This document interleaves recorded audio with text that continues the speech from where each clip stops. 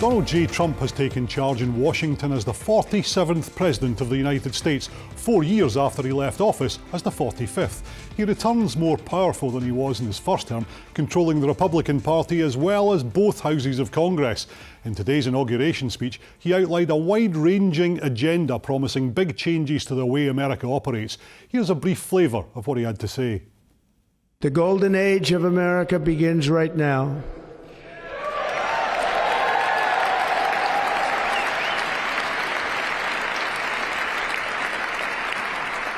From this day forward, our country will flourish and be respected again all over the world. We will be the envy of every nation, and we will not allow ourselves to be taken advantage of any longer. Just a few months ago, in a beautiful Pennsylvania field, an assassin's bullet ripped through my ear. But I felt then, and believe even more so now, that my life was saved for a reason. I was saved by God to make America great again.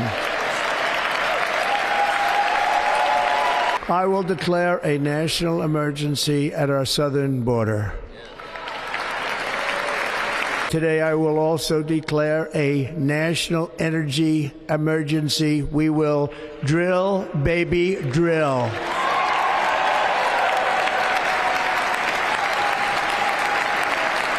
Instead of taxing our citizens to enrich other countries, we will tariff and tax foreign countries to enrich our citizens. As of today, it will henceforth be the official policy of the United States government that there are only two genders, male and female. Our power will stop all wars and bring a new spirit of unity to a world that has been angry, violent, and totally unpredictable. We considered what might come from Trump's second presidency with a panel of guests. From California, we were joined by the Republican activist Erol Morkoc. From Washington, by Amy Mackinnon, who writes for Foreign Policy magazine. And here in the studio, we had Professor Murray Leith, who lectures on US politics at the University of the West of Scotland. Erol, this is a big day for you, a big day for your party, a big speech and some big promises from your president. Absolutely. It's a historic day for all Americans, and especially for the people who've been in this movement for the last 8 to 10 years. We went from being a fringe to being the majority of the country. And now we have a mandate. We have the House, we have the Senate, and we have the presidency. And we have, for the first time ever, we are the party of the working class. 51% of the working class voters voted with us, and we made a lot of important promises to them, whether it be no tax on tips, no tax on overtime, no tax on Social Security, our promise to bring down the cost through by increasing the amount of energy production, bring down the cost in the grocery store. So these are all things that we have promised to do, and today was sort of a celebration of the American people trusting us and giving us the authority to enact that, and now it's on us to keep that momentum going and deliver for the American people. Amy, you have more of an international perspective. What did you make of the speech today? I thought it was a very interesting speech, just in how detailed it was in terms of policy prescriptions and a preview of the policies we're going to see from the Trump administration. Normally, inaugural speeches, presidents will try and take a kind of broad view, look at the sweep of history and the country and kind of a rallying moment of unity. And Trump did touch on some of those themes. He called this a day of American liberation. He said that he survived that assassination attempt over the summer, that it was almost kind of God delivered, God divined that he would be here for this moment. So what was unusual was the amount of very specific detail of his policy agenda that we heard today, which included he plans to direct the federal government to recognize only two genders, sweeping promises on immigration and to deport people who are here without proper documentation. He mentioned the Panama Canal, which has been in the news of late. Just sweeping recommendations that we heard from Trump in his speech today. Murray, I suppose every presidential inauguration speech is in its own way historic, but I'm sure Trump would say that this was the most historic. Where does it sit for you? Well, it sits outside of just about every other president's inauguration speech. As Amy pointed out, traditionally they're often very light on policy and very broad and often go for unity. And whilst Trump may have mentioned words around that, this wasn't a unifying speech. And it looked more like a campaign speech than an inauguration speach. Pretty serious attacks on his predecessor who was sitting there watching as well. Oh, pretty serious attacks on anybody who isn't in the Donald Trump movement. I mean, once again, as Amy pointed out, he mentioned Panama. He actually threatened to invade Panama. He said, we're taking it back. Panama is a sovereign country. We'll come back to that in a moment. But Erol, how different will a second Trump presidency be, do you think?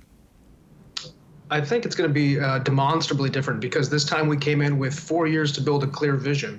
We came in with the mega wing not being a wing, but being the majority of the party. Last time when we won, half the Republican Party hated us. And I mean, his own attorney general opened up an investigation into if he was a Russian spy immediately.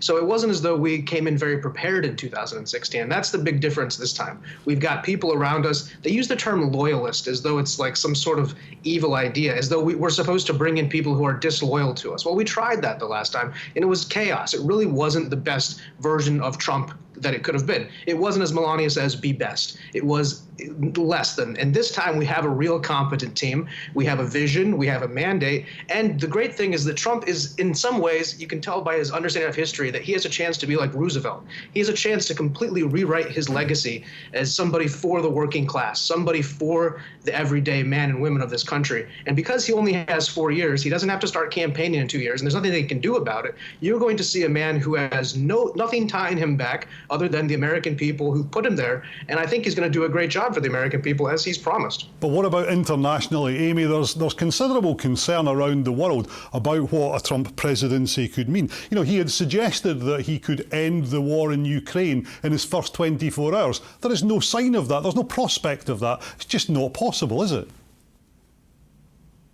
Certainly not if you listen to the remarks that senior Russian officials have been making to the press in recent days and weeks. I mean, of all the parties involved in this, I mean, Ukraine and Russia most foremost, but America as a potential negotiator, it is Russia that has the power to pull its troops back across the border and end this war. And they're certainly not showing any signs of being willing to sit down for any meaningful negotiations anytime soon.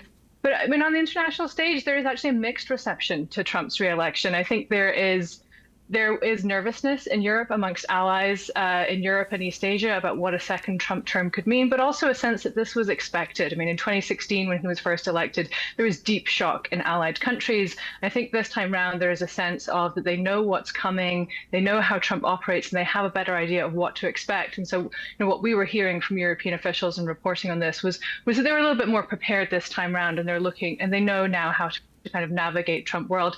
And in other parts of the world, I mean, if you look at the Middle East, I think there's countries there, particularly in the Gulf states, that would welcome a second Trump presidency. They know his team well, they know how he operates, and I think many are looking forward to working with him again. So it's a very mixed picture across the global stage. Murray, we're told that President Trump has a soft spot for Scotland because of his connection through his mother, his golf courses as well, no doubt. But do you think that could save Scotland from the tariffs that he even talked about in his speech today?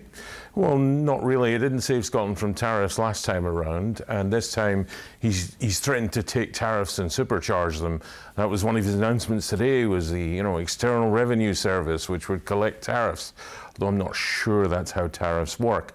No, he may have a soft spot for Scotland in that his mother was born here. He's the most Scottish of US presidents ever.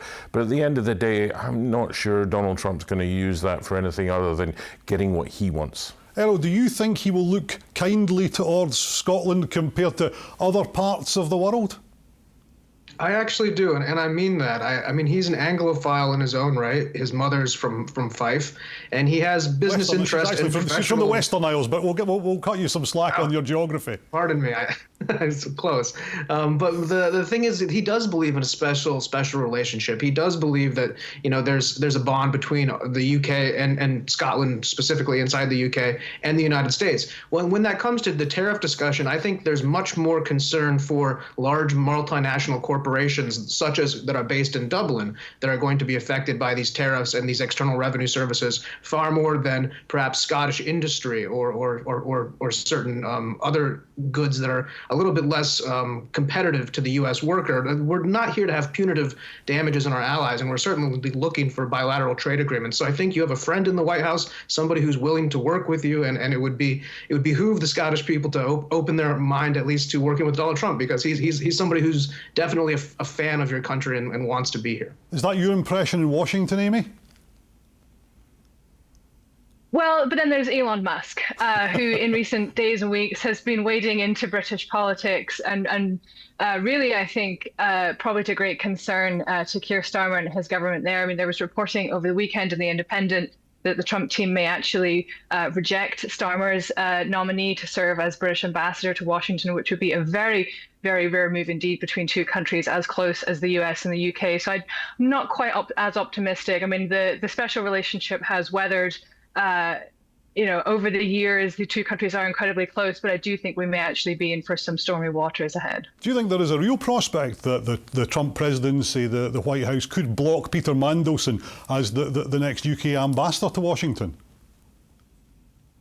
I haven't been doing any reporting on this myself. I don't have any kind of inside knowledge, but I mean, Trump is unconventional in his decision making. Elon Musk is certainly very close to him, so I certainly wouldn't rule it out as a possibility. Erol, I saw you nodding your head there. Yeah, I mean, I would say I have some inside sources, and I would be surprised if Lord Mendelson ends up in that job down the line. He's just the comments he's made, as well as the fact that Labour sent over those 400 people to work in the campaign. You guys change your government quite a bit. Donald Trump, I think, is going to just play the long game. He wants to have a special relationship, but I don't think he wants to have a special relationship with Keir Starmer and Lord Mendelson. So Lord Mendelson's going to get frozen out. That's the behind-the-scenes discussion right now.